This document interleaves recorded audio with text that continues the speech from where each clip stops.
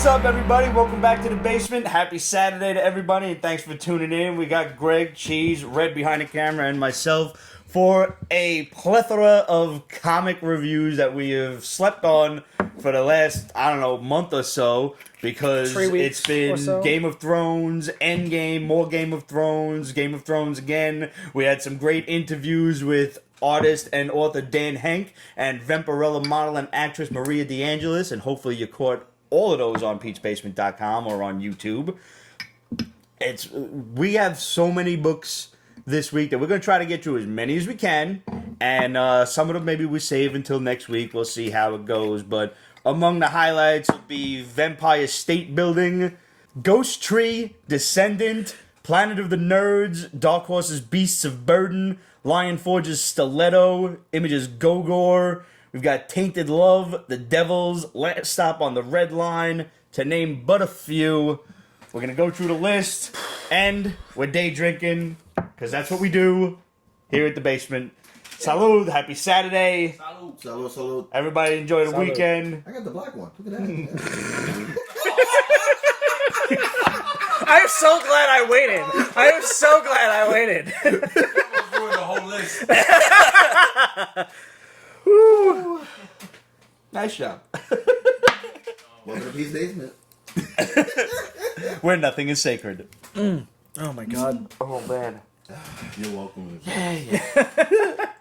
Let's start with Vampire State Building, because I remember Ramon talking about this one, and he highly recommended it. And it's from Delcourt Comics, which I don't think we reviewed. The name sounds vaguely familiar. Yeah, it does. Like, maybe we've reviewed one of their books before. But this one, it's simple, direct to the point. Guy's leaving for the army. His friends decide in very anti-New York fashion that we're going to go to the top of the Empire State Building and have a little party for you to say goodbye. So obviously they're probably like hipster assholes, you know? So you're really not rooting for these people. Thank you, Bushwick. If anything, I'm rooting for the homeless guys and all the vagrants who turn out to be vampires, who seem to be real New Yorkers, you know? And what is... and actually, they turn out to be real New Yorkers as the story progresses. But something happens that they're doing construction on the Empire State Building, which they pretty much are all the time. And they uncover this weird pillar in one of the floors, and they open it, which is stupid, because you never open weird pillars that you find in office buildings. That's like a rule. And what happens to be behind it but this like ancient Dracula-style vampire? And all of a sudden, all the other vampires in the city, their ears perk up, and they flood into the Empire State Building. So they're starting from the ground up. How the fuck are you gonna get out? You can't. And they're feeding people to this Dracula thing. Mm-hmm. It's like a vampire, it's like a blood god kind of thing, like a La Magra type from Blade, of thing. But it turns out like there's this Native American legend that they say that they're Iroquois and Mohawks from those tribes, and they held this legend about, you know, this blood god that would absorb people's life essences and shit. And I didn't look this up to see if it's a legit legend, but you know, who knows? Maybe I will. But the story is definitely interesting enough to warrant me going for part 2. These people are trying to get out in any way they can, and they're stuck on like the 80th floor, and they got to get down to the surface, or at the very least, they found an escape route through the 4th floor that leads to like an air vent or something. I don't know how well the architecture stands, like, if that's real or not. I'm not going looking on 5th Avenue for an air vent. Cops be like, what are you staring at the building for? Nothing. Looking for a way in or out. Secretly. There was 2 things that made me read this book immediately. Number 1, props and praise to Charlie Aldred, world-renowned artist of freaking The Walking Dead. That's why I was in. Because like, if he does something other than The Walking Dead, I have to pay attention. Absolutely. Like, he's been doing The Walking Dead for like eons, literally eons. That's number 1. Number 2. All right, so there's a joke that I'm gonna go sportsy for a hot second. Jalen Rose, he's a former Fab Fiver from Michigan, ESPN commentary. I hated him when he played for the Pacers, but I love him what he's doing now. As an He's analyst? fucking great. Yeah. He's fucking great. He's dope. He's fucking great, and props to your wife, sir. As a New Yorker and Knicks fan, you're allowed to hate anything that has to do with the Pacers. Yeah, pretty much. Yeah. But he has a show. He has a radio show with Jacoby Jones, and they have a segment on the show called Cultural or Regional. When I read this book, this was cultural, and when I say cultural, is that nobody in their right black mind was gonna look for a fucking pillar that had fucking demons in it. Yep. I would have just walked away. Absolutely. Why? Because Yes, I you're don't black know. and not white. That's a white person thing to do. It's a stupid white people What thing. is this? No, I'm not gonna say what is this. Like, what is that? Oh, I'm out. I'm out. It's like, nope. Literally no. Yeah. So this whole fucking onslaught of fucking debauchery and fuckery is all because of a curious white dude. Yep. Pretty much. Yeah. How often can we say that with horror movies? That's All the time. All the time. Yeah. That's how every single motherfucking one starts. Yeah. Literally once, and I was. Shout out to Librarian Kate, who's walking around haunted college campuses right now. Yeah, like, yeah. Yeah. Yeah, she posted some shit like looking straight up a staircase and there's a hook on the top of the ceiling, like they Yeah, hung I'm good, people man, from this I'm shit. good. I'm like, I see nah, girl. I see all of them memes that are like, oh, this house has been haunted for centuries, and most recently a guy went crazy and killed his whole family. White people moving right in. And Yeah. guilty as fucking charged. Yeah, no, It's low on the absolutely. market. I wonder why. Don't wonder. It's only $100,000. It's I going. told you. Guilty as charged. Absolutely. You know what the problem with stereotypes? The reason people hate them? They're all true. Listen. All true. Yeah. My granddaddy said this shit. Rest his soul and great. Rest his soul. He said, "Don't be the stereotype. Beat the stereotype." Yep. And goddamn it, white people fail all the time. Yep. Yep. Yeah, when it comes to that one, yeah, we do. Yeah. Yep. It's like you say it's Like, haunted. I mean, not for we'll nothing. just Good commune for with them. the spirits and all I that didn't lovely quite stuff. understand how your man from Key and Peele, Jordan Peele, was doing a movie, a horror movie Yeah. about all black guys, black people. Like, is everybody gonna die? I don't understand how this works. What's the dynamic here? A lot of the times his movies is like, it just so happens that they're black. They're not looking for it. It just so Right, happens. yeah. It fucking But that's how fuck shit over. should happen. Yeah, exactly. I didn't see the others. What was it? Us. Us. Thank you. Like it's It just so happens. It's like, happenstance. this is happening to a black family. Like, yeah, it's happenstance. they're not looking for it. They're not curious about it. They're just trying to go. It's true. White folks just walking right the fuck in. They're trying It's to like- enjoy the summer on the beach or like the lake house that they rented out for a week, and then the world Shit happens. Like, Yeah. The Johnsons are not at broad saying, you know what? Hey, this is a fucking haunted house around the corner. Let's go check it out. No, they're not doing that. They're not doing that. They're not doing that. This is not. I'm like, bitch, you crazy? No, they're not doing that. They're not doing that.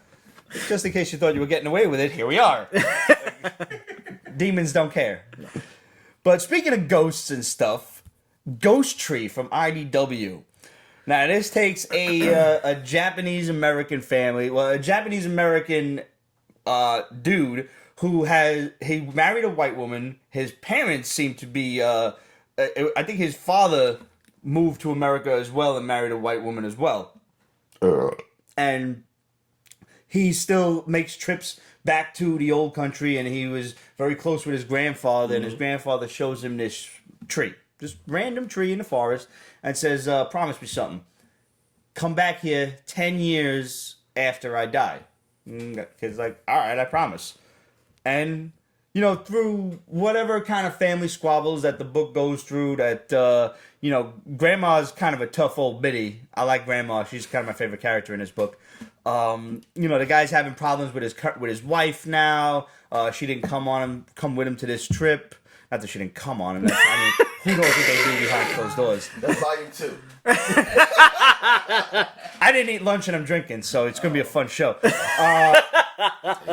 So he comes back and he goes to the tree after his grandfather passes, and his grandfather's ghost is standing there like, hey, you came.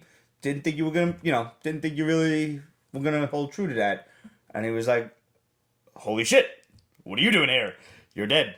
And he was like, yeah, I'm dead, and so are all of them. And he turns around, and like, this is the ghost tree where all the ghosts and spirits gather, and he can see so many of these spirits and things. And he was like, well, since you're here, you should listen to all of their stories.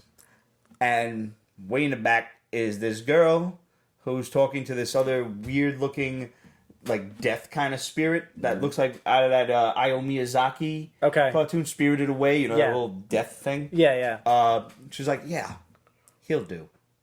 So I don't know where this book is going, but I'm intrigued. Okay. It was a very soft setup, like, there's no drama really happening yet. All we know is this guy can see and talk to ghosts. I'm in. I'm in for at least 3 issues just to see what's going on here. So it's the Sixth Sense with good credit. Probably. I'm in. Yeah. Yeah, it would be very interesting to find out what those spirits actually want with him. Do they want him to become the next embodiment of death? Or do they want him to be a champion for the spirit world? Or do you just want to go to IKEA? We don't know. Listen, not even the dead want to go to IKEA. I have to go to IKEA, and I'm dreading it. So I haven't been there. First of all, if you know the system of IKEA, I go to IKEA and I don't want to go to IKEA. dude, go to the as is section first and then sprinkle into the store, because everything you need is probably in the as is section. He's right. Man. First floor, And you can get it like half price, too. Exactly. Yeah, A true. little bit of eye candy, a little schnitzel, a little hot dog, Yeah, a couple Swedish meatballs. Yeah, take home some cinnamon rolls. Not eating at IKEA. God damn it, I fucking miss fucking bread so much right now. It's been 6 hours, Greg. Oh God. 6 hours. You can do this, man. Yo, Ramon is watching. What up? Ramon, what up, buddy? Feel better, big guy. Oh God, I miss bread. Speaking of Ramon, as Images Ascender came out, and we're not going to review it because I am so grossly behind on Descender. This is art by Dustin Nugent. It's wild. It's awesome. The guy. That's what attracted me to this book in the first place, was his watercolors. It was about a 30-issue, give or take, part 1 series, and now we've moved on to part 2, and I have to catch up in a hurry because it's so good. It was so good, and I lost track of it, but I still picked up every single issue. So we'll get to it, and we'll review it, but I can guarantee you already ahead of time that it's worth your time. I've been a fan of him when he was fucking with what was it? He was doing Detective Comics at one point. Yes. And then he did what was the other shit he did? I always fucked with him. Like he's such a fucking great artist. He's a great follow on fucking Instagram. He's a great follow on Instagram. Yes, he is. Oh, so good. Now, speaking, you said of DC Detective Comics, you guys had read Batman Last Night on Earth? Yes. I didn't get a chance to check that out. How was that? It was a mind fuck and a half. Yeah, Really? dude. Yeah. Oh, yeah. Now, this is going to be a mini, it's like an Elseworlds kind of thing? I guess. It's from DC's Black Label. Okay. Home of the Bat Dick. And Which, by the way, that shit, it's still, we're waiting on issue 3 of for the that. last issue. Yeah, nothing yet. I have the first 2 waiting because I'm not reading them until the third one comes out. Honestly, you shouldn't read them to begin with because number 1 is still fetching about $70 to $100. yeah. Oh my god. Yeah. It's all about the dick, man. Yep. It's all about the Bat Dick. At least this brings back Snyder and Capullo. Yes. Which great job. Best duos. Yeah, great. They're probably one of the best, top 5 best duels on Batman ever. I'll at me if you disagree, but I'd say top 5 ever. Yeah, that's a pretty damn good creative team, I have to say. I love Capullo's artwork. They flow so well together. They're the creative team on Last Night? Yes. Okay. Yeah. So what was this about exactly? Because I'm picturing something to the effect of like Marvel's The End stories. Well, okay, so Batman is running around Gotham almost like a chicken without a head, coordinating with Alfred, and he's basically saying, or in this journal narrator has been saying that for 363 days, there's been a phenomena occurring across Gotham where white chalk is basically being randomly drawn somewhere. And when he overlays, and basically by the end of the night, it disappears and you don't see it. The next day, there's a fresh piece. Well, Batman overlays the locations and everything else, and it's a chalk outline of himself. So you're like, okay, where are they going with this? And of course, the last day, ends in Crime Alley, where his parents Naturally. murdered. Naturally. So, long story short, Batman wakes up as a younger Bruce Wayne in Arkham Asylum, which is now run by the Wayne Foundation. This is the one, when like he sees, yes! Hey, where was that preview at? Oh, breaking their news, sir. You posted it? Yes, I did. Yeah, Where the Joker is like his doctor and shit. Yeah. It's like, there's no Yep. such thing as Batman. Yeah, there's those. And Alfred like shows him like this bat suit that's like with a Yeah. belt and thing held together. Yeah. Okay. That was basically used for shock therapy. right. Oh, Yeah. Shit. Some fucked up shit going on here. No, this whole shit is totally fucking mental. This whole Yeah. Okay. This could be a movie. This is probably a It must should be read. a movie. This is probably going to be an animated movie somewhere down the road. that should be. Yeah, Wait, it's- no, it should be an animated movie because they don't fucking miss when they do Right. animated Yeah. movies. No, it's like I don't want to see that. I don't wanna see them live try action this shit version. live action. Nah. Not with fucking Edward Battinson. fucking Twilight. Robert Pattinson. And I hope he does great as Bruce Wayne. Absolutely, I don't want to see them I fail. want to see good movies, man. I think he could pull it off. I'm just saying, like, it with the amount of backlash that DC would get from a decision like this, and I'm not saying the guy's a bad actor. I have not followed his career since one movie after Twilight, so I don't know what the man is capable of. He could probably be a great actor. Apparently, a lot of the movies he's done since Twilight. Man, indie shit. The indie shit is good shit. Because he don't want to do the big franchises. So Good. He hated Crazy. fucking this Twilight, but he loved the check. He said that. Hey, I yeah. love the check. I don't blame you. He made I the don't money. blame Yeah, make that money, dude. This is him doing it for the passion. Exactly. And you that's know what? why I I have so much. appreciate that. I have so much respect for that because, I appreciate like, that. the dude made his money with Twilight, and give- then some. We have no choice but to give the kid a chance. So we could either sit here and bitch and moan about it, or we could say, "All right, let's keep our fingers crossed and hopefully he does good." It's good. I Right? want to see a good Batman movie. Absolutely. Well, the rumor that started circulating when they made it official, but we made it here official first. weeks Yes, ago. we did. Yes. We did. Which I didn't know it wasn't official then. Like I thought it was official. No, but no. When I got And- the fucking text, I'm like, yeah, it's a wrap. Right. I'm like, yeah, like it's done. But the rumor is this trilogy is going to follow Hush. Oh boy. If that's Okay. the way they want to do this with his whole Rogues Gallery, sign me the Yes. fuck. Yes, Listen, please. he's young enough that we can make this work. Yes. We can. Absolutely. So if he's good, we've locked it in. Like, Yeah. keep this motherfucker around and let's not do what we did to Henry Cavill, Yeah. which was Yeah. waste a Waste good of great Superman. talent, Yes. Yo, yeah. Yeah. Like I said, I Damn you, DC. I stand alone. I still think Man of Steel is fucking top now. Probably one of the best. Absolutely. I agree completely. Yeah. I agree completely. That's the Stand most- alone. That's the one of the most realistic Supermans I've ever seen. Thank I you. love that movie, Thank you. except when Kevin Costner's on screen. Nah, And not that I don't like Kevin Costner, it's that his character was wrong. Yeah. But that's my only gripe with the movie. And that was their movie before they decided to make a fucking universe and Right. to Yeah. expand. Yeah. Like that was a solo story of Superman and how he became to be on Earth. Yeah. Which was dope. And I thought it was a really intelligent and clever way to do the origin story without cramming it down your throat. You know what I mean? Because the majority of what goes on once he gets to Earth is in flashback mode, which I'm cool with. Yeah. You know, because he's basically just finding his way. No, stand there and let the tornado destroy me. No, how about you use your fucking super speed and nobody will even be able to see your ass save me. Dude, yo, for real. That shit was great. I didn't understand that shit. Don't save a busload of kids. Conserve your secret identity. He would never say that. You would never say that. Ever. You know what? This is just me being an old school, old school dude. But why not multitask? I'm just saying. Exactly.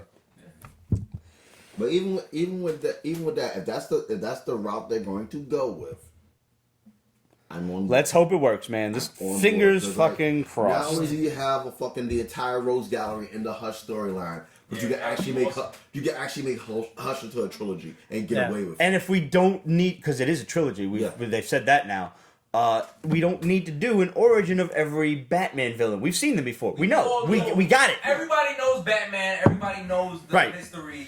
If you want to do an origin of some of the weirder ones, like Clayface or something, Yes. Then fine. Oh Yeah. shit! but we don't need a Joker origin. We don't need a Penguin shit. origin. Nah. If you haven't seen the original 1991 Batman Returns, and if you're too young to remember it, blame your parents. You've been raised wrong. I mean, it's literally on fucking Netflix and fucking DC Universe Yeah. right now. But getting back to last night on Earth, the craziest thing about it is that how it goes through this sequence. He breaks out of Arkham, or basically to get to Alfred, and basically Alfred's like, no, you're nuts. No, well, no, he's like, no, I've basically been training you. What? But you woke up 2 years too early. He says that. He says it's like you woke up 2 years too early. So you find out this is actually kind of a post-apocalyptic DC universe. Mm-hmm. Something happened where the shit hits the fan. Lex Luthor and a couple other supervillains turn the world against the Justice League or superpowered people in general. And everything just fucking goes to shit. Which now when I read this, I'm like, okay, so is this what they were going with? So for those who don't know about the whole DC shit right now, this is the year of the villain. Yes. Yeah. Is this the repercussions of what's going on right now? Is this what happened? Yeah. Now, they had a special DC Year of the Villain. I didn't get to read that. Yes. Check that out? Yes, I did. All right. Let's go into that. Basically, Lex Luthor committed suicide. Uh-huh. And that's completely out of character for him. But he committed suicide, but his body's gone, but he's with Brainiac. Uh-huh. Oh boy. So it was all part of a plan. And yeah. like now they're all the plans in place for everything, and now it's trickling into literally every book, but like not in like a overgorge of like, you know what, all the villains must win. No, they're actually being strategic about this. And like it was Snyder started this out in fucking Justice League with the fucking, I think it was the Source War or whatever. Yeah. He started off with that, and it's been trickling up to this point. And I think like the next issue of Justice League 25 is supposed to be a pinnacle mark of like, you know, this is where we are and this is where we're going. But Luthor's gone. Fucking, I think Vandal Savage is about This is all in current continuity right now? Okay. Yeah. And fucking there's a new villain, Leviathan. Leviathan is coming. Yeah, I saw that. Yeah. And that happened.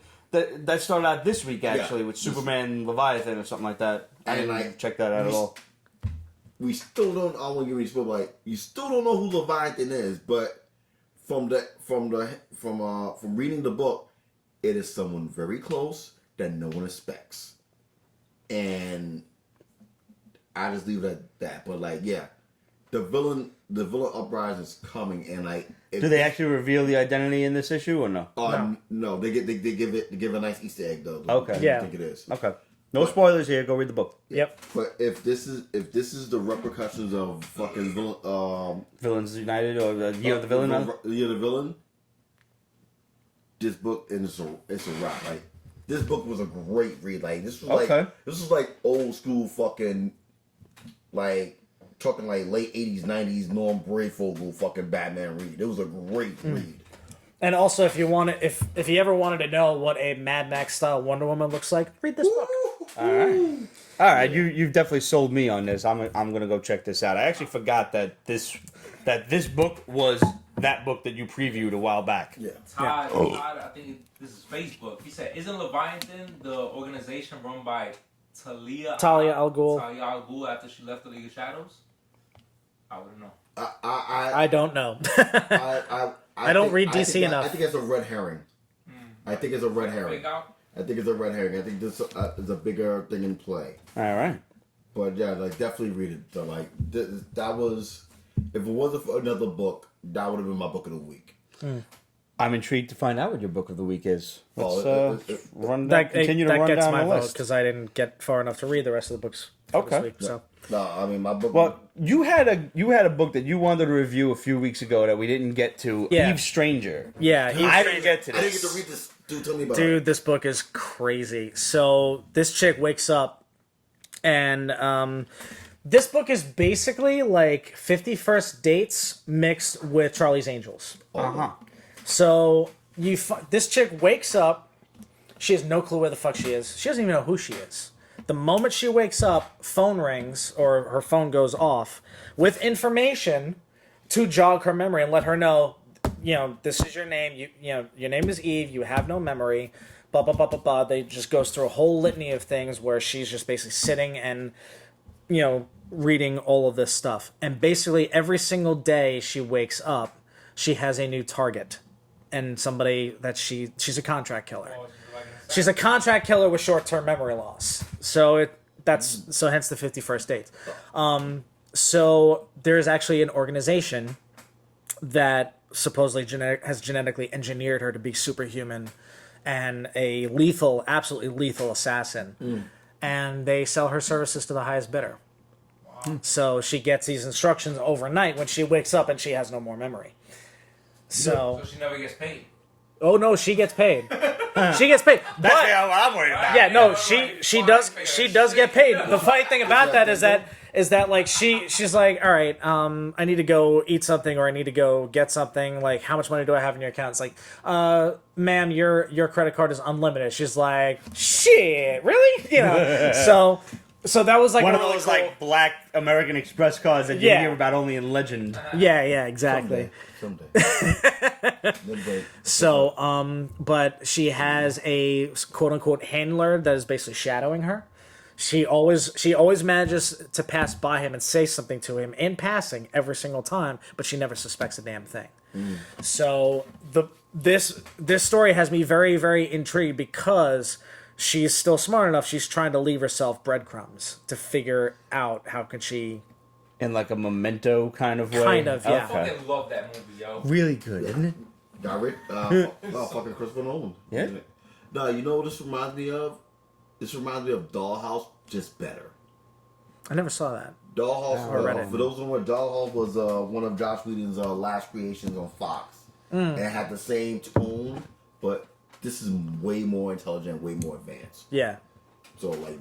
Yeah, I'm about to read this. Yeah, definitely. Like, yeah, that was Eve Stranger. Eve Stranger. Yeah, really good stuff. What and was the your artwork was book gorgeous. of the week? My book of the week, hands down, was Immortal Hulk.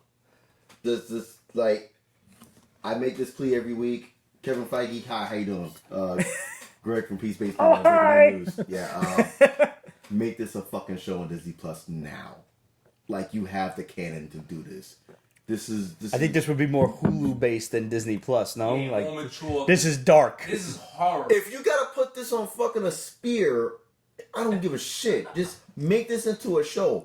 Mark Ruffalo, get on board. If not, we'll replace you. Doesn't matter. This has to be a show. Just the whole. You think it would serve better as live action or animated? Oh no, this has to be live action. All right. Because I think animated will be good. Just for transformation purposes. It's real. No. It's like I was explaining it to my wife. When he transforms from Bruce Banner to Hulk, it looks like it. Like he's like fucking decomposing. Yeah. It looks fucking. And like rebuilding himself? Yeah. Okay. Man, it's sick. And it only happens at night now. Yeah. That's old school. That's original fucking first 6 issues of Hulk. Yeah. But like I said, Immortal Hulk, just like it's so good, man. Just the horrific tones of it all is just so phenomenal. And like they bring back nuggets that the diehard Hulk fans never forgot about, and the new Hulk fans think you want to know what's going on. It's like it's a perfect meld. Now remind me though, he's possessed by a demon at this point, right? Like that's what they've said. And even Mephisto's like, I ain't fucking with that guy. Yeah, like it's so layered right now, but like in a good way. Like fucking Shadow Corpse after him. Fucking they fucking tried to kill fucking Betty. Yeah, again. Her body disappeared after she got shot in the head. And then wasn't she Red She-Hulk for a little while? Oh, she's something else now, boy. Something. All right. Oh boy. And like there's this reporter that's like that was basically stalking fucking Banner, and now she's all involved with everything now. Now they go to her as like, you know what? You're kind of like the Banner Hulk expert right now. Let me know what the fuck is going on, because I have no clue. Fucking Gamma Flight's involved now with fucking Lekowski and stuff. Like, it's so many layers of this book that's going on right now. It all works so well. Al Ewing, Joe Bennett, Rio Jose, Paul Mounts, thank you so much. Oh, here's to you guys. Like, oh god. For making the Hulk a top end book. Like, literally, like. Making the Hulk not being afraid to be a monster. He has no problem being who he is, yo. When he's in full Hulk mode, he's like, what the fuck you?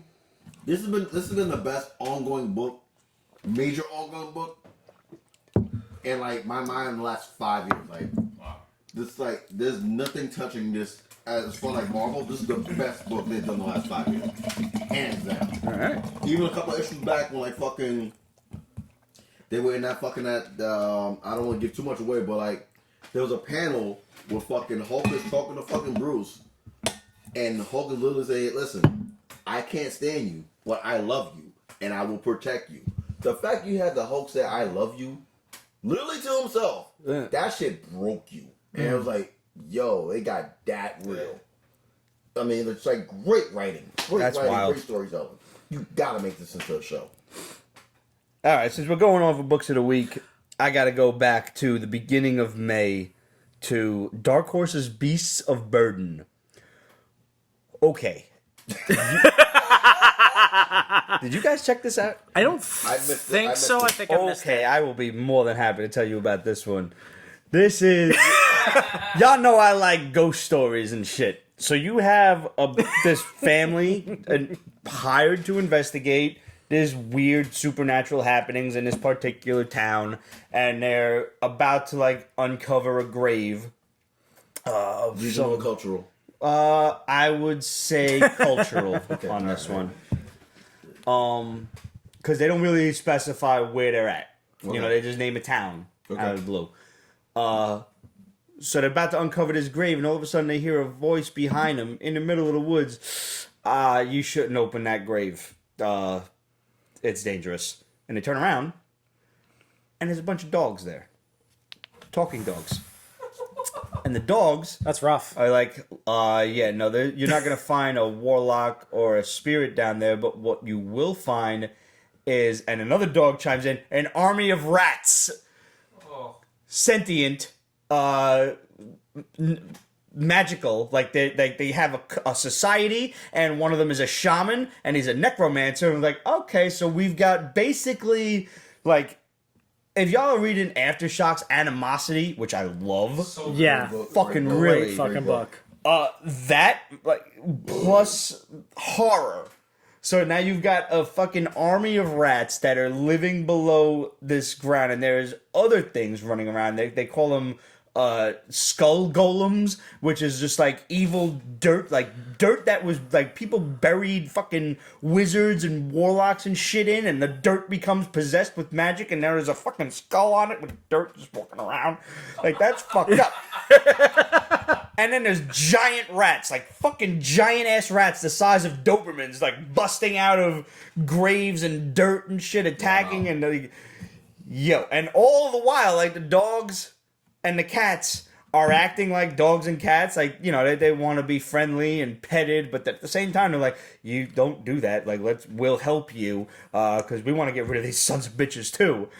And it's so fucking mind-blowing. From the moment that first dog talks, you're like, oh, what am I in for? And I swear to God, when you first see that giant rat golem bite a cat in half, and you're like, oh, like, I'm heartbroken watching a fucking animated cat get bit in half, but, like, you know, it's just a silhouette, but there's guts and shit flying out. I'm like, yeah, I'm out. So, as soon as the dog talked to me, I was out. He got it. This shit is so sick, and it looks like it's gonna go on for quite some time. I'm all in. I'm like James on Jeopardy. Let's right there. How great is James on He's Jeopardy? great. He's awesome. Man, fuck that guy, man. Bro, he's gonna break Ken Jennings' like longtime record at in about a few days. Well, not even that. Like, he's already broke a 2 mil. He's gonna break Ken Jennings' all-time winnings record. But by the time he breaks the actual wins record, he's gonna have 5 mil in the bank easy. I think he's a T5,000. But he might be. He's a T5,000. I mean, he showed the blueprint how you can maximize your dollars on Jeopardy from now on. Yeah. Like, if you're not betting big and going for the big questions first up front, you're not gonna make the most money. I'm all for him going hard body. I get it. I understand it. I appreciate it. I love that we say but it's like this fucking Fiona Apple Sully looking fucking look that he gave me.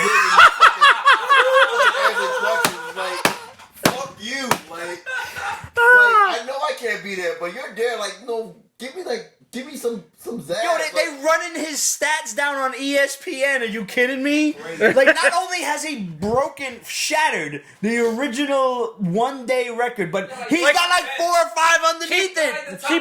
He broke it 5 days in a row or something like that. It was insane. Ridiculous. Kay just said, if your daily doubles are not true daily doubles, you're doing Jeopardy wrong. Yo. Thank you. Agree with that. Yeah. He even said to Alex, I was watching the other day, I don't remember, it was Wednesday or Thursday, and he was like, you know what to do. Like you ain't even saying shit no more. Yeah. That's a fucking flex. I'm like, come on, man. That dude. I get it, but I'm just throwing this out there right now. I know, and God's bless Alex Trebek for having his cancer be like half the size it was. Yeah. It's not a remission. They don't use that word yet. But it is currently like half the size it was when they first found it, so good for you. Yes. But- Thank God it's working. Like, do you think that they're grooming him to be the next host of the fucking thing? Like, I'm just like, fucking way. James, yeah. No way. I'm just saying. He's a professional degenerate. He's a professional And sports bounce. gambler. dude, he's like the fucking Rogers Prime of fucking Jeopardy right now, alright? Literally. Yeah. Like, no one cares about him. No one cares about Hot Rod. And So you got the Matrix. Oh, you're somebody now? Oh, okay. All right, I guess we have to give a shit about you. Yeah. All right, cool. Fuck him. I'm tight.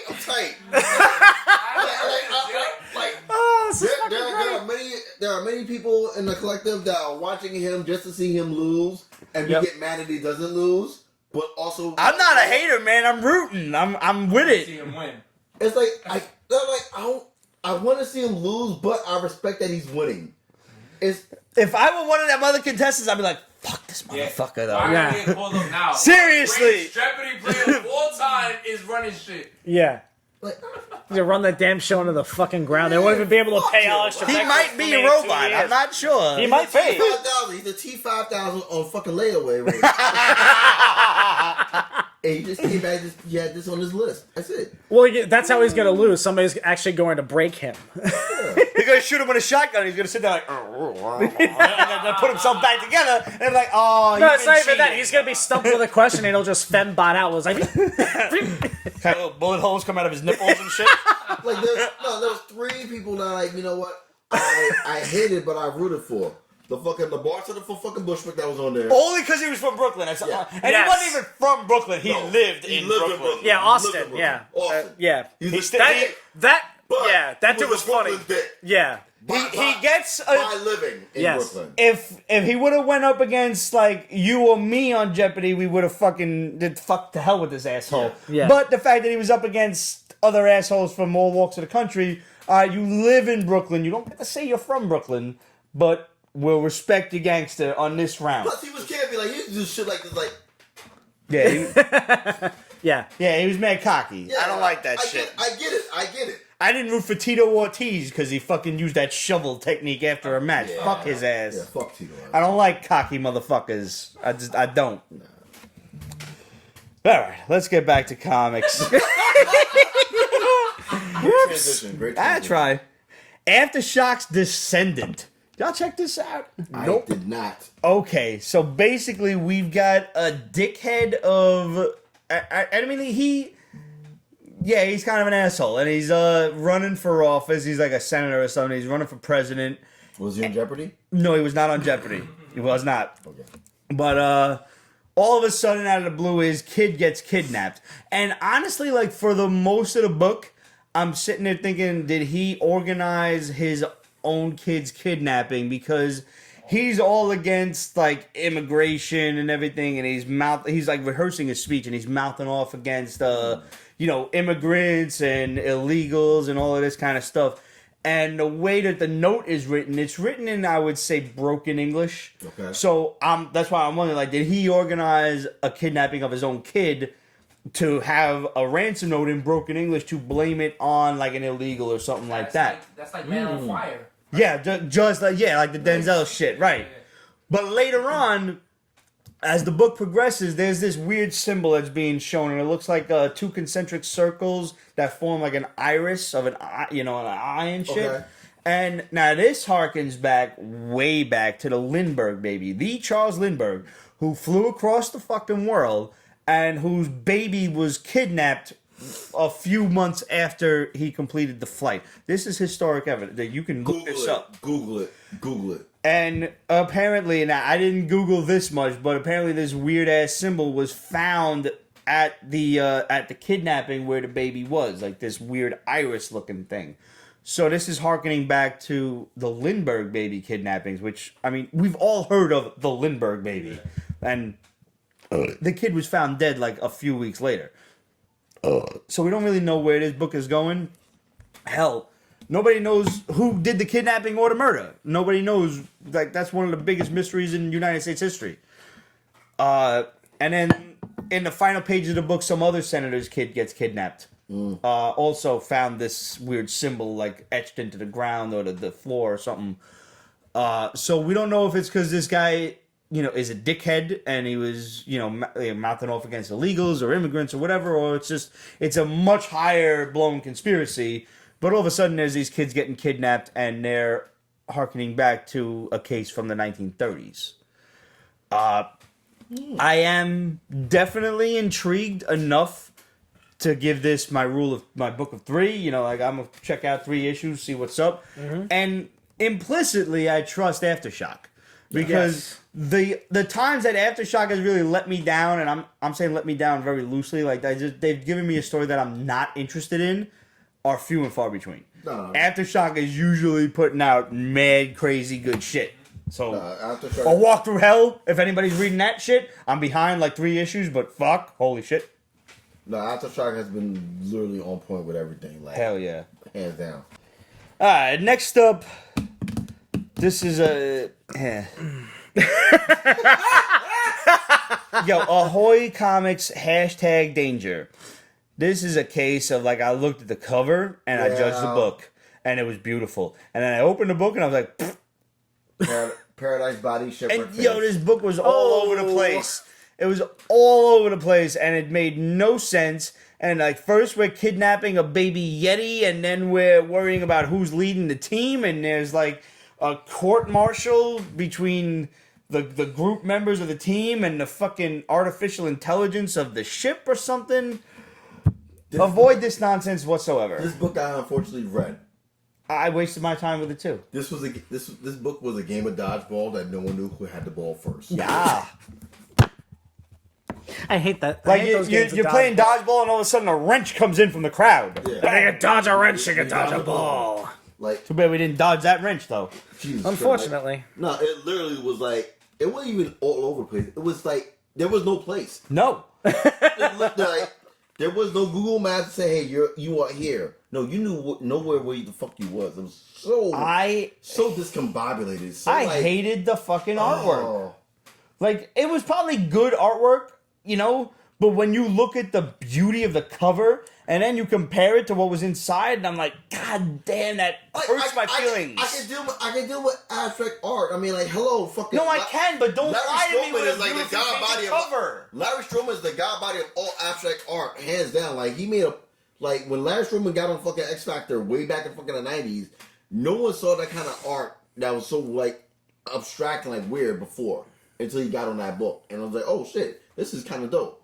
I get that, but it's like the story, the purpose of the story, the fucking journey to the story, it literally made no fucking sense. At no point did you know where the fucking shit was going, and you didn't care about any of the characters. None of them. They were all dicks. Yeah. Avoid it.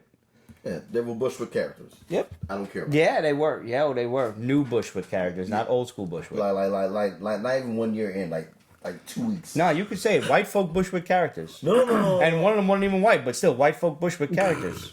No, I actually like make that unison now because like not even Bushwick people, all colors that have been there for 2 weeks and they own the city. Fuck you in the ear. Eh? Fuck you in the air so you can hear me coming. Fuck you. I love that line. I really do. I forget that line until you fucking say it again. It's a classic. On the other hand, Ahoy Comics' Planet of the Nerds was actually interesting. Good artwork. We had the cover and we had the interior, and it basically matched up.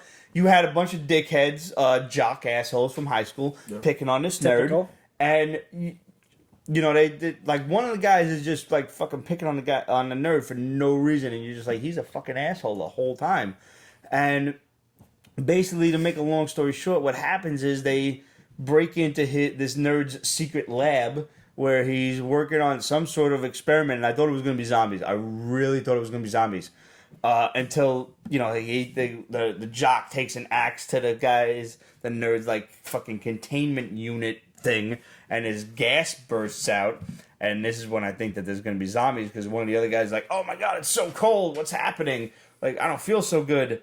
And then all of a sudden, like, you turn the page, and they're waking up, and I was like, what's happening? And there's a fucking FEL, like, claw coming in and taking some dirt out and shit from the foundation. And they're waking up like, what's going on? Like, hey, you kids can't be here. And I look and I was like, what is a Chipotle? Chipotle? And it's like, oh, all of a sudden we went from 1980-something to 2019. Wow. They were cryogenically frozen for the last 30 years. So they all of a sudden woke up in the modern era. You've got 80s jocks in the modern era, and now they have to hunt down this nerd that froze them.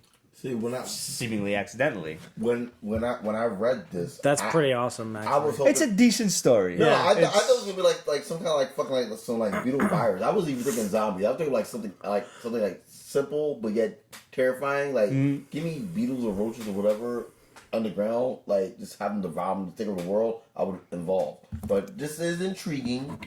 I will pay attention for the second issue. Mm-hmm. Give me a reason to stay. Right. Yeah, like I said, your rule of three. This is definitely rule of three. Because like now I want to see how these guys adapt to being in 2019. And, there's like an epilogue in the book where you find you're not really rooting for the nerd either. You feel sorry for him in the beginning, but then in the later pages, they're all assholes. The epilogue, they're all assholes. All this guy wanted was a blowjob from one of his friends from fucking grammar school, this hot blonde girl. And then he was like, oh, she's a bitch because she don't like me. She only likes me as a friend. Like, all right, like, dude, you could fucking probably buy a blowjob for less than it cost you to impress this girl. It's not to blow you, but hey, you could pay for someone that will choose. And meanwhile, like, you froze your lizard by because you're a dick, like not his dick, but I guess lizard. Oh, it's lizard. Yeah, it's lizard. I don't know where we're going. Just lounge lizards. Does have a microphone? Fun. It was a fun story. It was a very 80s story. I miss Angel. I miss Lauren. I'm sorry. Now we've got Image's Gogor. I think I'm saying that right. This is really Gogor. Yeah. Gogor. I'm going with Gogor. I like Gogor. I allow it. I was into this story. It's like a fantastical kind of story. They're in this weird magical land, and one guy's running from a bunch of guards on riding bugs, giant bugs, and he's on a giant what looks like a lemming of some sort, and he's like running underground, and they're chasing him and shit, and. He's like running toward a cliff, and this is why I thought it was a lemming, because like he's running at this cliff, and he's like, "Go, we can make it!" And, lemmings just run off cliffs, or at least so we hear.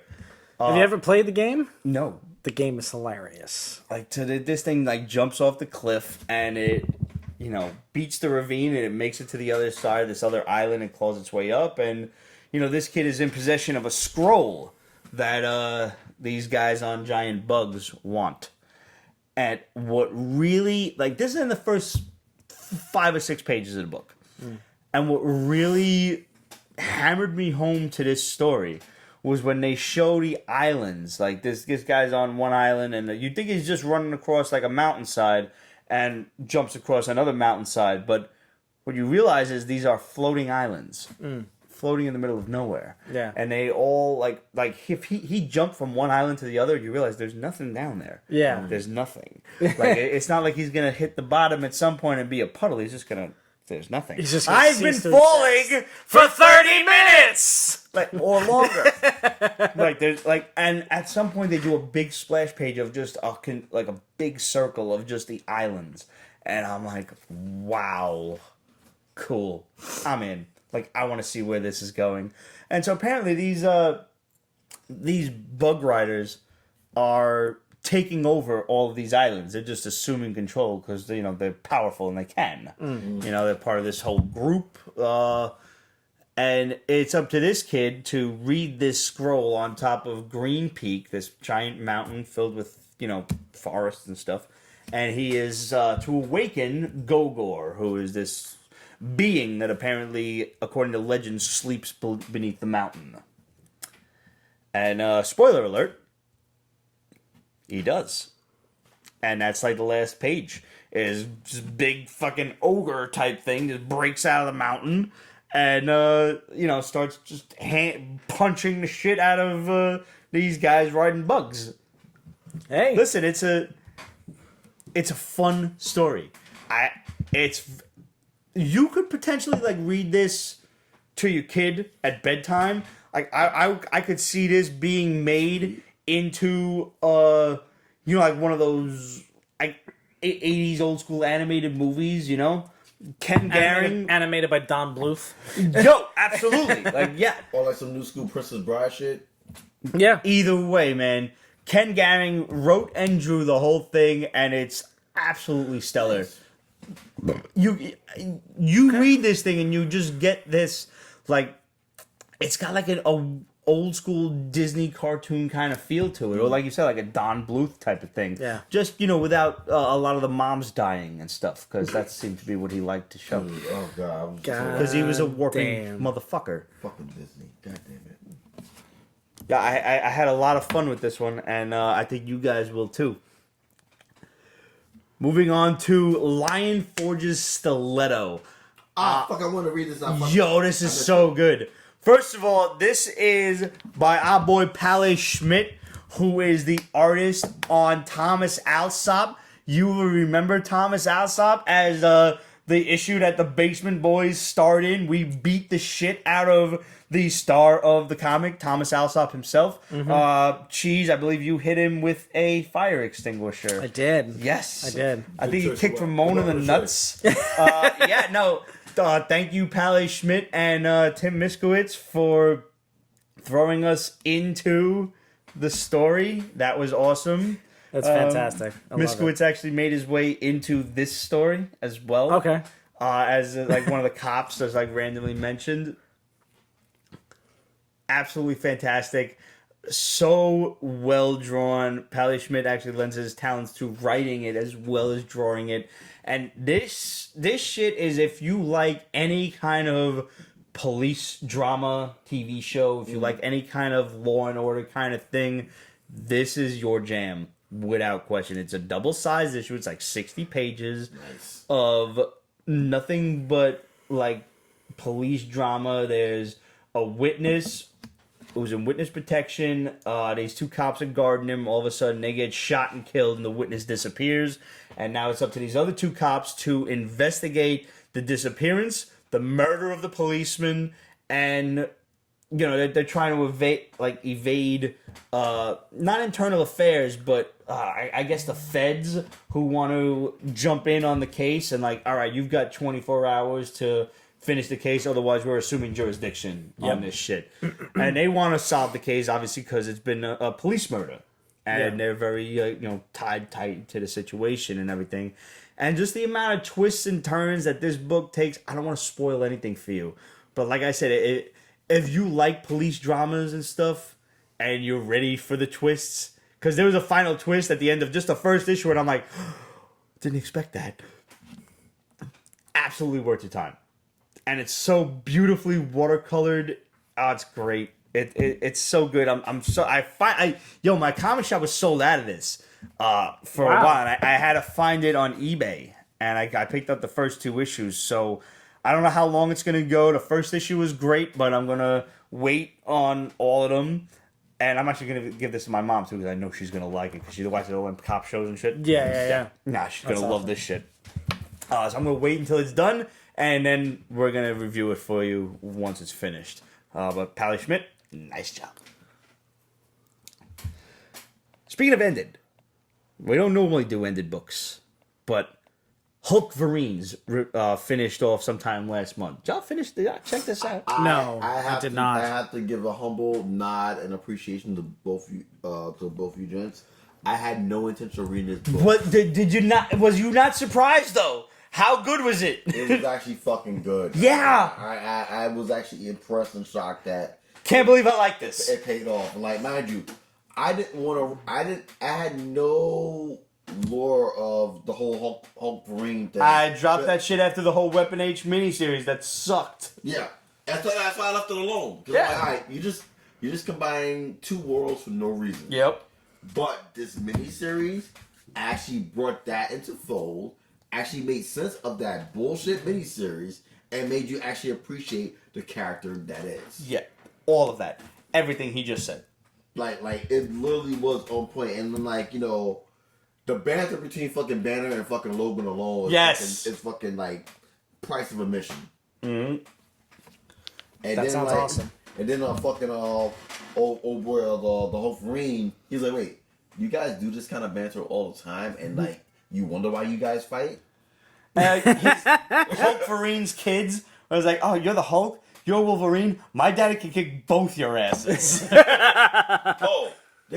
Fucking his kids was fucking dropping like shade Old issue all day, and like, mind you, I think like the secret star of this fucking book is fucking their grandma, because their grandma doesn't give a shit. Yo, does not fucking care. It's like here we go with this bullshit again. Like, you guys had a plan, but yet here we are. And There's like, that's that tough Asian grandma that we Dude. saw just a little ways back in Ghost Tree. Yo, like, tough literally, as like, nails. She just, like, granted, they're kicked off, they're good, they have fucking backup plans for the backup plans, but yet the one little fucking opening she has, the fucking drop of fucking, like, you know, little dagger of shade, she throws it. Yep. I'm like, you know what?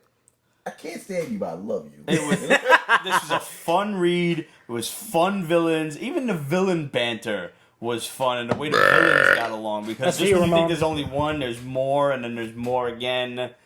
It was just one of those fun who would win in a fight issues that as much as you don't want to admit it, we've all had that argument. We've all had the who would win in a fight conversation with some of our closest friends. And even people who are not our close friends. Maybe you got into an argument on the internet or an argument in a bar. It happens to the best of us because we're nerds and this is what we do. Yeah. But now we get to read it and we had a lot of fun. And my favorite line in this book was singularly between Banner and Logan. Like you said, the banter was great. When Logan was like, he tells Banner, when was the last time you had a drink? And he was like, probably the last time we fought.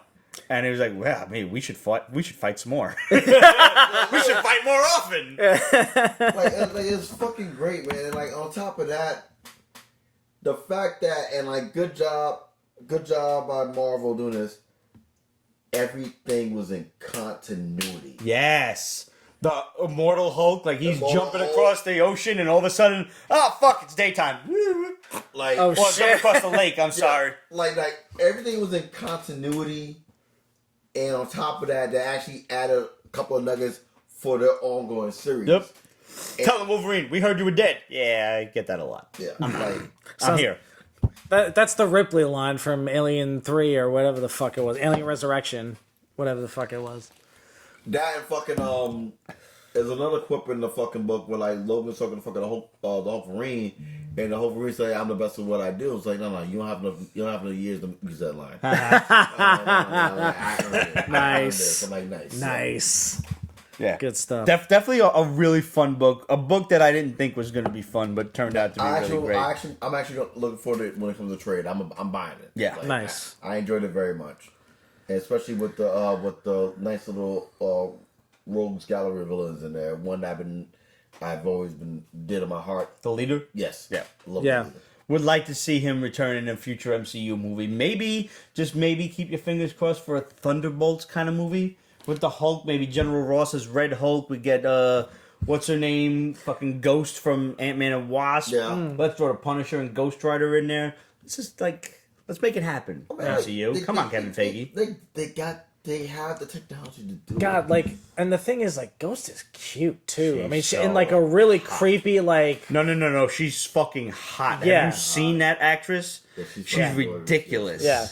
Thank even in the They movie, downplay her in the yeah, movie. yeah, they dress her down, basically. Yeah. Her and fucking King Engelbert. She's the fucking the mechanic from fucking Flash. Those are some of the most gorgeous women I've ever seen. She's fucking the Thinker's wife. Oh yes. Oh yes. Like she is a. Who is this? All right, you're not up on the CW's Flash, right? No, I don't remember what her fucking name was. Kim Engelbert. Yeah, Berct. Engelbert Humperdinck. And just search Flash on the end of that, it'll probably come up. Yeah, which I finally caught up and sort of. You saw the last episode? That's the last episode. Was the last episode, did it not make the whole season of nonsense worthwhile? Kim Engelbrecht. Yes, that's it. Thank. Put the God put it up on the screen. damn. Yeah, Okay. put it on the screen, yeah.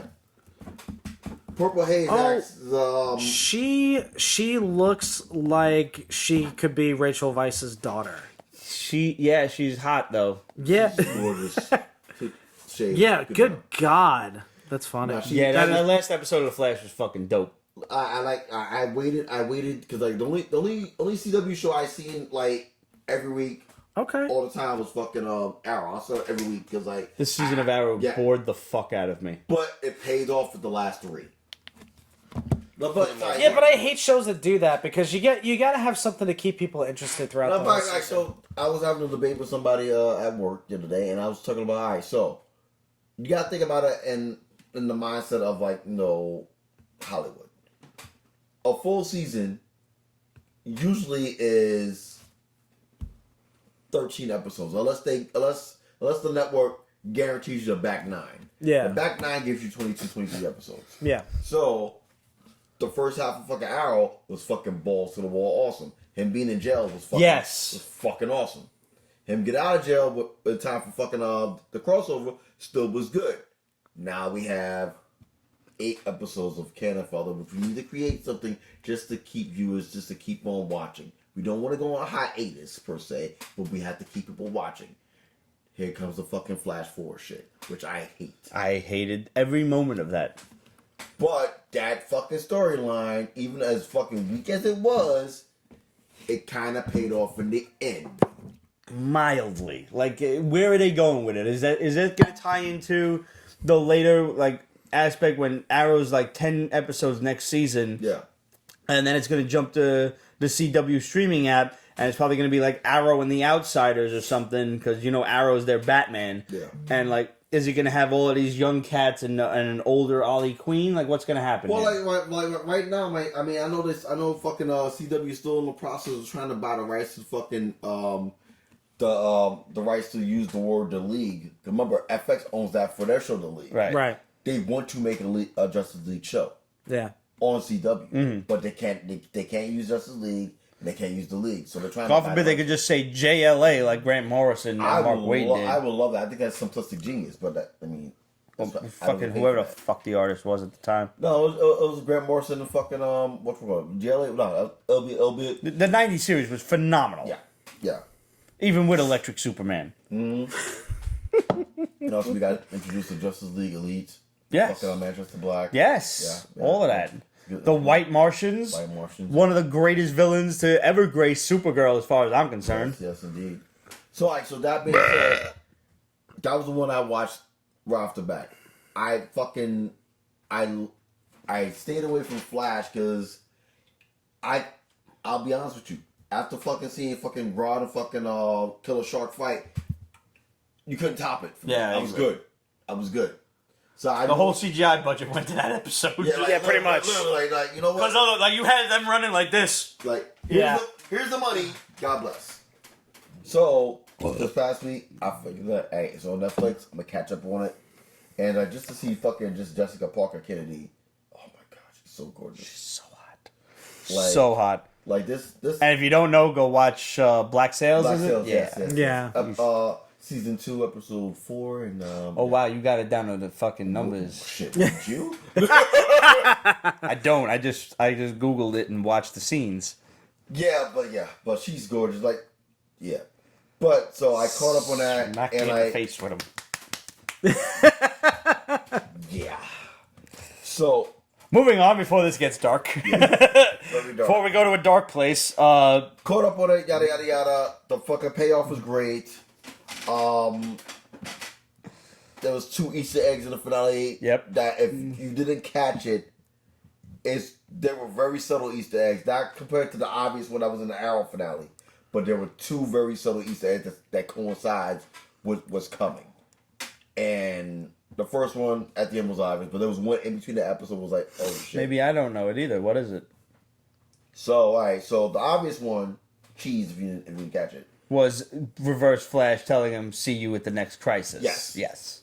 The second one. By the way, can we all just thank the Lords that fucking Tom Cavanaugh is back in the role that he made famous? Yes. Because the man is a great actor, but he is a villain so well. Yes. Like, he is Eobard Thawne. But what was the second shit? Alright, so mind you just brought it's 3. The second one was the end credit where they show fucking the actual newspaper. Yeah, that it switched to now instead of it switched to fucking October. Yes. Of 2019. Nora said something before she disappeared to fucking Barry and fucking Iris, and she's like, "Listen, this is supposed to be, but you can change something." And she looked directly at Nora, but I'll be okay.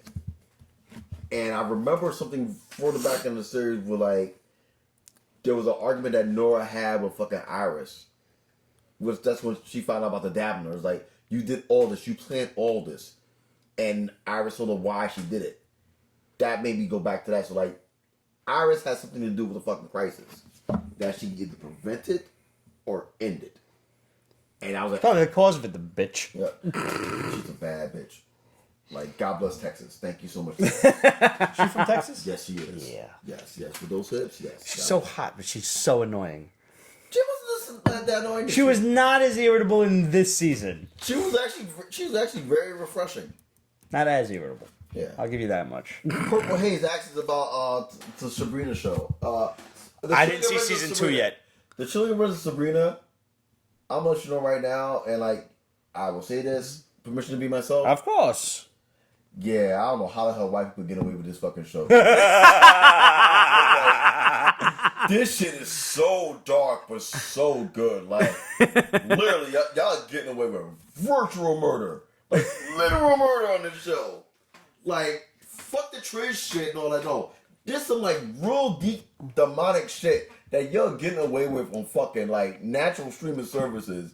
And, like, I'm surprised that fucking Annie Homemaker is not fucking writing Netflix right now as we speak. Oh like, my god, Annie Homemaker. Like, literally. I wouldn't be surprised if they are and we're just not hearing about it. Yeah, seriously, yeah. Shit, they got fucking Family Guy canceled, which I wrote 3 times, and it came back 3 times. Wait, what? Family got canceled? Family Guy got canceled fucking when it first aired. That I knew. Yeah, it got okay. canceled 3 times. Yeah, I was one of the people that Fox fucking canceled wrote, it 3 times. Fucking a letter to fucking bring it back. Like, Yeah. I'm proud of that shit. Hell yeah. Yes, she did. Purple Haze also mentioned, good job by you for noticing that Sabrina sang a Charles Manson song in one of the episodes. Really? Yeah, literally, yeah. Wow. Yeah, this song that show was is written so by Charles Manson. Sally Draper has come a long way. Yeah. Sally Draper, fucking This girl is just phenomenal. She's awesome. The entire I forget her name, but she Kiernan Shipper. yes. So she played Don Draper, John Hamm's daughter on the show Mad Men. That was where she got her start. Oh, okay. So and I've seen everything but like the second half of the final season of Mad Men, and that show is fucking phenomenal. Yeah. It is, and it would be right up your alley because you would love John Slattery, who plays Howard Stark. Oh, John Slattery is great. Okay. John Slattery is, I think, the best written character on that show, aside from Christina Hendricks. God bless you, Christina Hendricks. Good God. Yeah, but like, going back and closing with fucking Sabrina Teenage, Chilling Adventures of Sabrina. If you haven't watched the show yet, there are 2 people that steal the show, hands down. Michelle Gomez. For you to have the fucking iconic status of being 2 of the greatest villains of all time and being fucking Lady Satan and being fucking the Master and fucking Doctor Who, and you pull them off so well, and they're completely different characters, but yet in the same like, you know, her artistry as an actress is phenomenal. And the second thing I have to comment about fucking The Chilling Adventures of Sabrina is, in this world where, like, you know, we're from the old school, so like things are different now. They find a way, not only not forced, but also just like intelligently done. There's no exclusion of anybody. It's all inclusion of everybody, race, creed, gender, whatever, in this show. And like they do such a phenomenal job of displaying that, appreciating that, and embracing that in every episode. So I personally give props to them for that. Like they do a great job on that show. Awesome. Yeah. All right, that's on my list. My ever-growing list. Yeah, your list is way too big. Our list is a never-ending list of everything, because like everything comes out. Yeah, that's crazy. All right, Yep. back to the books. Yep. We've got Antarctic Press's Tainted Love. So, do you ever wonder what happens in the superhero dating life? No. That's this book. I didn't wonder either. Yeah. So, Okay. The Super Club? this one girl decides she's going to date supervillains so as not to fall in love with a hero. Like, she don't want to fall in love, so she's just going to date dickheads. Which I guess is like a stereotype, a bit of a trope for women. Like, they all just date assholes. Well, in this world, this girl only dates supervillains. This book annoyed me, actually. So she dates fuckboys? Yeah, pretty much. But, like, fuckboys with powers. Absolutely. Fuckboys with powers. Nice. Purely because she doesn't want to fall for anybody. But at the same time, it tries to get mad political with this one guy, this superhero, America One, who all of a sudden turns out to be a racist supervillain. And I'm just like, that's a little too on the nose for me. Like, what have I always said? But keep your fucking politics out of my funny books. Yep. I don't want to know about it. With the exception of the last season of Supergirl. Good job. So, well done. Surprisingly well done.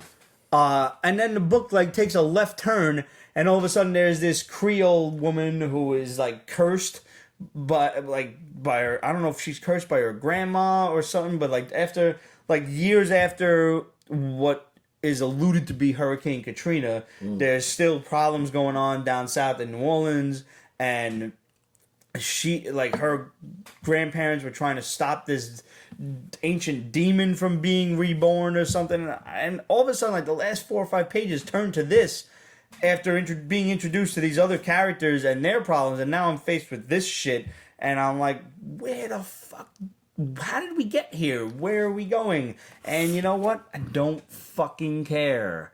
So, see you later, Tainted Love.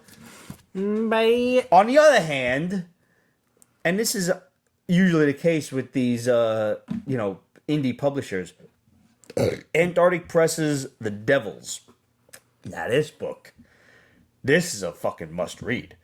This is the closing days of World War II, where you have the Japanese forces basically not wanting to be in retreat, but almost it, because out of honor they don't want to retreat, and they're at a particular island, Remley Island, something like that, in the South Pacific, and the British forces are closing in, and there's so much characterization going on in just these few pages, where you get to meet the general of the English army, and you get to meet this other, like a private or something, who's just there to kind of sketch out, like, the lay of the land and these interesting floral patterns and stuff. Like, he's there just, like, to make light of it for a journalist, for a journal or whatever, a newspaper.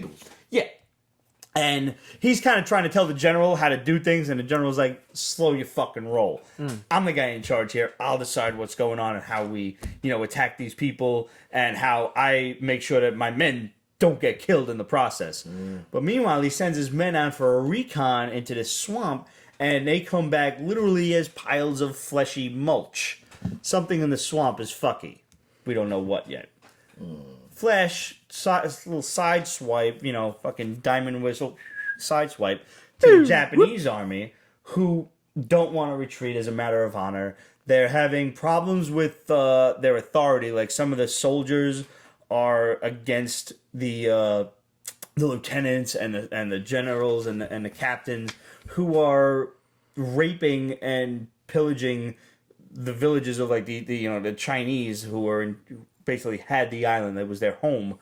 And there's this one asshole of a lieutenant, Segura, who's just seen raping this woman, and this one guy tries to stop them. And it's like, this is not honorable. You can't do this. And he punches him in the face, throws him out of like the tent, the pavilion, and then like also proceeds to find this woman's daughter and decides like, all right, you take the woman. I'm gonna see what the little kid can do. Like, all right, you've established in just a few panels that this guy is a complete dirtbag. Yeah.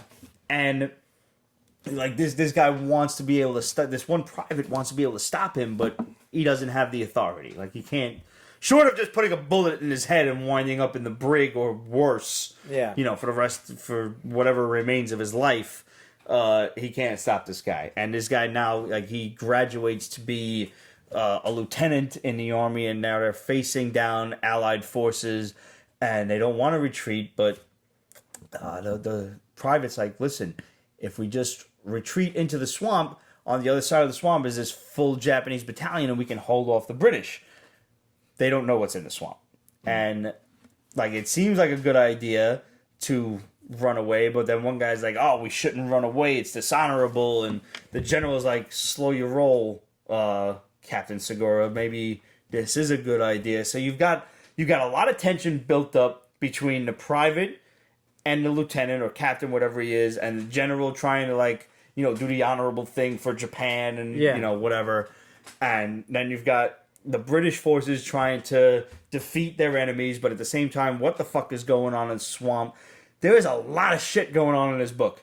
And this is just the first issue. Yeah.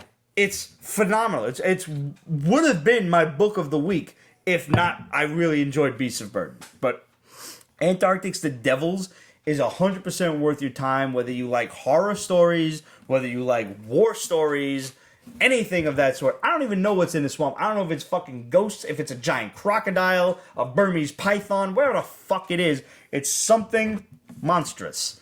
We don't know yet, but I can't wait for issue 2. I'm in on this. It's good. Add it to my list. Yeah, no, you really should. I highly recommend it, and the artwork really matches up. Like, it's just dark enough to kind of mimic you're fucking stuck in a wartime scenario kind of thing. Nice. Yeah. Dark Horse's last stop on the Red Line. First of all, this is taking place in New England, where I guess they call their trains by the color of the thing rather than the number or letters. Yeah. New England seems to be as simplistic as ever. Yeah. Huh? Yeah, pretty much. In New York, we actually have the 1, the 2, the 3, the R, L, and E trains. Similar to, Yeah. Something we know how to count and we know our alphabet as opposed to, it's the red train, it's the blue train. But that's just me bitching about New England. Pour me a shot, cuz. Anyway, there's like there's this monster running around the train that like seems to eat people at like right before the very last stop. Doesn't no. Well, we might have to pour a little bit of that. Yeah, we're gonna have to. That's fine because I gotta drive. Oh, hush you! We're gonna go halvesies and halvesies. What the shit? You get a little bit more than a half, Greg. I wish I understood the physics behind when you pour a glass, sometimes the water will run down the side of the glass and in, as opposed That's to... That's chaos theory at work. I don't get it. Scientists, help me. Why does that happen? Here's my question. So when you just poured that shot just now, how did you do it? Well, I noticed that it was spilling, and then I moved it closer because it was running down the side of the shot glass. All right, so when you're pouring a shot into a shot, so are you tilting to the left or to the right? I don't know. Tilt forward. I tried.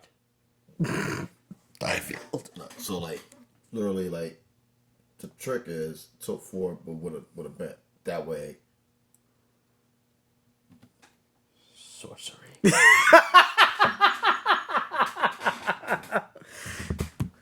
Tilt forward with a slant. I don't waste liquor, man. It's the few things I could drink right now. Damn. You must teach me your magic. Dude, teach me. For $9.99. Dude, you and I will put that. I will put together those graphics. We'll do one of those like extremely long, drawn out fucking websites. Yep. Where it basically tells you the same thing 25 times in a row, but words it differently, so you think you're actually reading something profound. We should start a GoFundMe to tell people how to turn the lights off. I like it. I like it a lot. $1, I'll tell you how to turn your lights off and save $500 on your bill. Don't pay your bill. I love it. I saved a bunch of money on my car insurance by shifting into reverse and fleeing the scene.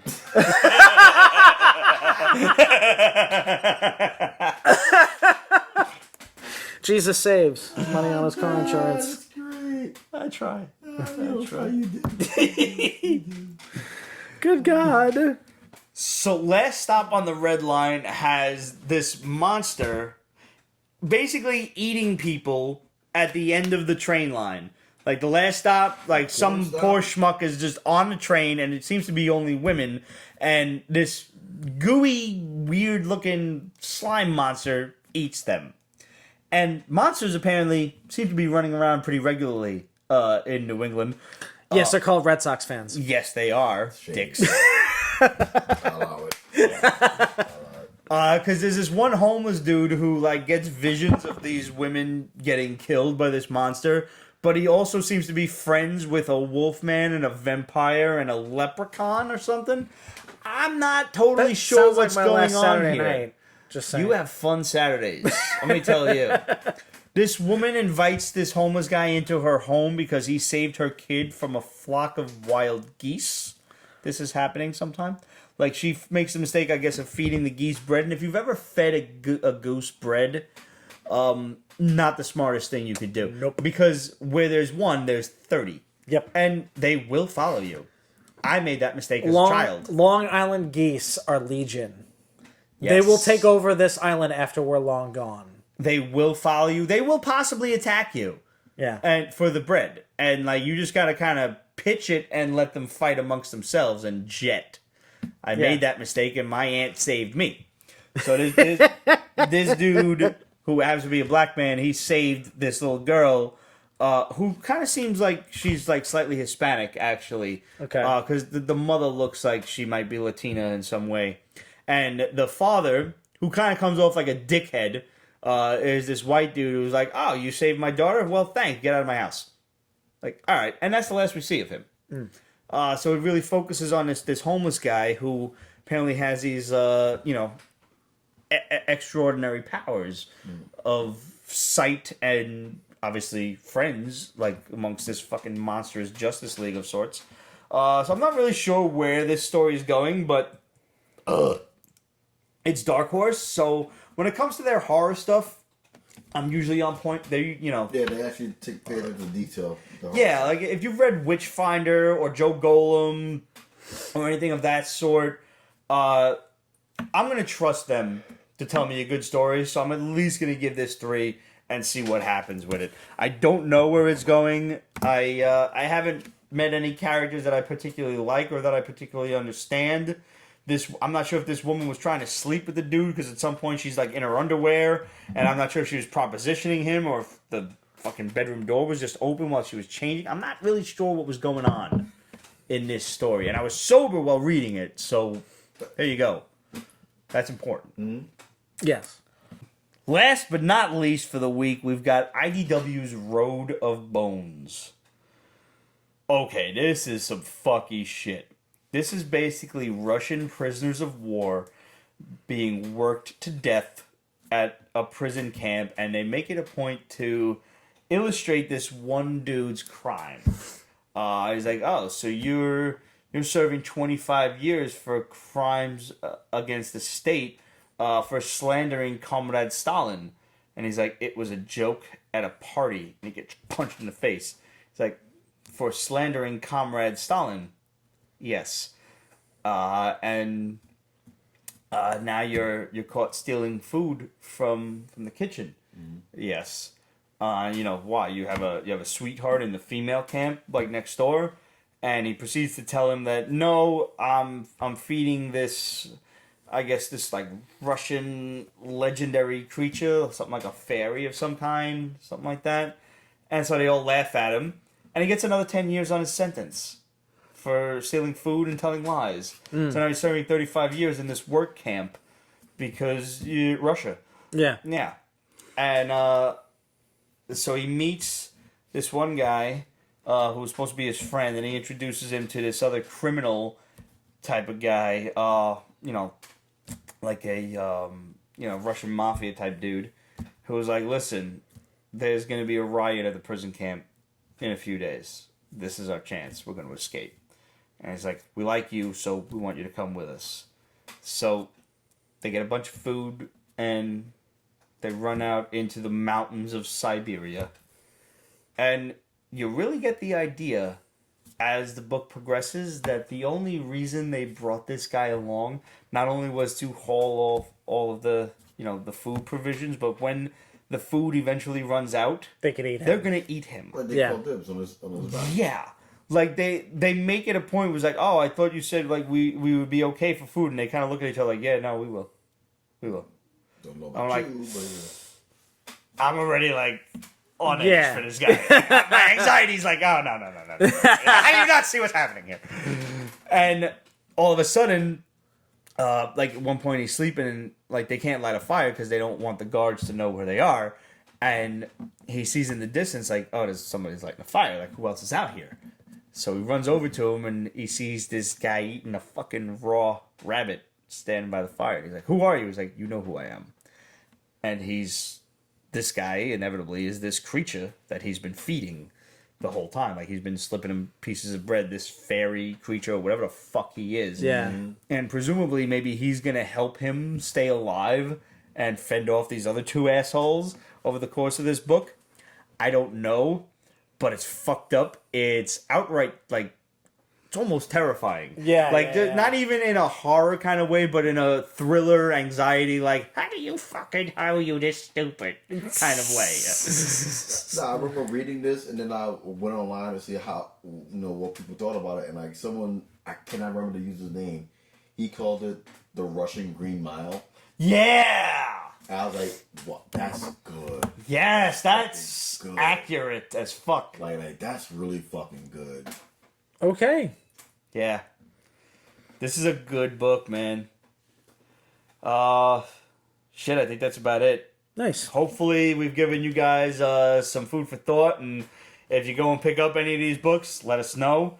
Drop us a line, questions@peachbasement.com, facebook.com/peachbasement, Instagram, Twitter, etc. @peachbasement.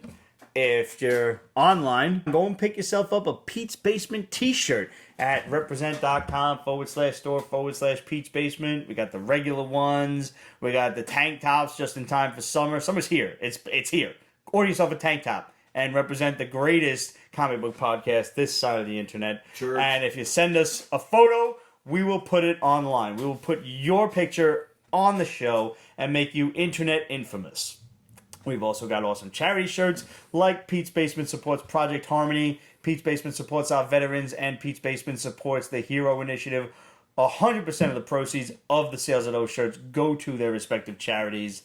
And we've got the Rick Sellis, Pete's Basement, Pete and Ramon t-shirt. We've got more coming. Summer's here. We've got a lot of stuff planned, guys. We can't wait to present it to you guys. We've got the Pete's Basement Patreon. Right now, it doesn't cost a damn thing to follow us on Patreon, so go, and that will make you privy to secret posts that only the Patreon members get to see, which is usually just the Pete's Basement Snapchat and me kind of bitching around about the day, the weather, whatever, what have you. Maybe a random movie. I'm always bitching about something. Good God. But it's justified. Yes. True. So there will be posts for that and various other things. And if you have any dimes to spare, there are plenty of Pete's Basement Patreon tiers and plenty of awesome prizes out there. We're working on a t-shirt one, which we should have up in a couple of weeks. And several different magazines and comic books to grab a hold of. Pete's Basement cards and all kinds of stuff. Original drawings, etc. If you have not subscribed to the Pete's Basement Hall yet, do so. because we have upgraded the hall to an awesome newsletter, which everything that goes on during Pete's Basement during the week, so you can get easy links to all the videos we put up, what's going on in the basement during the interim, and of course what me and Ramon are picking up comic-wise all week. I think that's about it. You guys have anything else? Of course, follow Breaking Nerd News for all of your breaking nerd news, up to the minute details, and all of the newest information. Where do you think we get most of our stuff from? We're doing what we can. You are doing it, sir. You are. Indeed. And shout out to everyone that follows us. Shout out to you, always the Basement Boys, for believing in us and so on and so forth. And just thank you in advance. It's been a great ride, and we'll be officially 1 year next week. Nice, dude. All right, maybe we can have a little basement party next week as the anniversary. I'm all for it. Hell yeah. Salud. Salud. Happy Saturday. Happy weekend. We'll see you next week.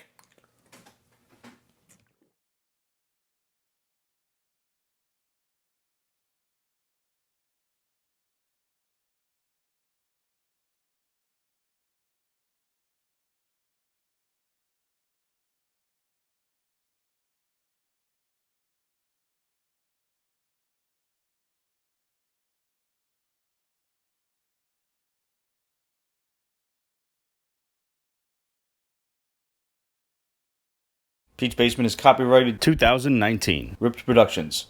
All rights reserved, so go fuck yourself.